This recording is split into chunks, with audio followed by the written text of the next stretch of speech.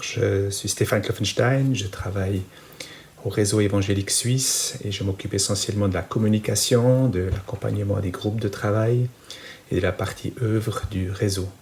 Mon autre temps partiel est pour une paroisse de l'ELG, celle de Versoix, où je sers comme pasteur. La prière est un élément central de notre foi. Au réseau, nous avons mis la prière dans une œuvre dans le sens que la prière est nécessaire pour notre action. Ou en d'autres termes, nous avons besoin de Dieu pour agir et nos prières sont des demandes à Dieu pour qu'il agisse par grâce dans nos vies, dans nos églises et dans l'établissement de son royaume inauguré par la mort et la résurrection de Jésus. En réfléchissant à ce que j'allais vous dire pour aujourd'hui, j'ai pensé à 2 versets. Le premier se trouve dans 1 Thessaloniciens 5, verset 17. « Priez sans cesse ».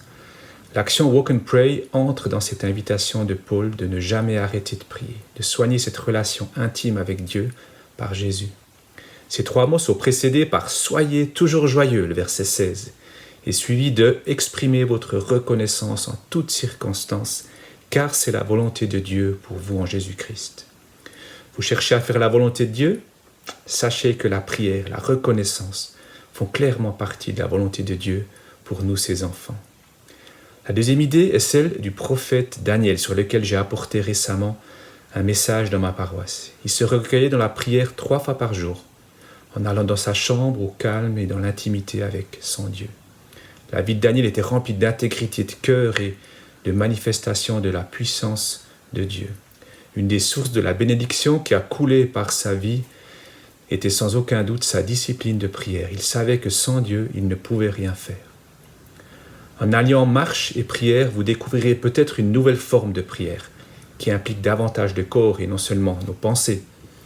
N'hésitez pas à prier même à haute voix. Aujourd'hui, de voir des gens parler seuls à haute voix, ce n'est plus si bizarre finalement, n'est-ce pas? Pour cette journée, je vous encourage à prier en marchant ou à marcher en priant, sachant que Dieu vous entend et prépare le terrain.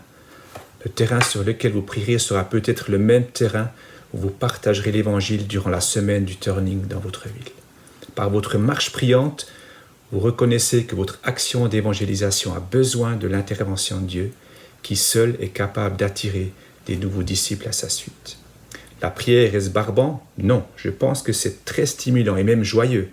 Je rappelle que le prier sans cesse est précédé d'une invitation tout aussi insistante, soyez toujours joyeux. C'est ce que je vous souhaite pour cette journée, de la joie et de l'inspiration pour marcher et prier en utilisant l'app Walk and Pray qui va laisser une trace non seulement quelque part sur le cloud, mais sur la terre comme au ciel, dans le cœur des gens sur terre comme dans le cœur du Père. C'est notre espérance, notre motivation de prier sans cesse. Merci pour votre engagement, pour le temps que vous passerez aujourd'hui à prier. Soyez bénis.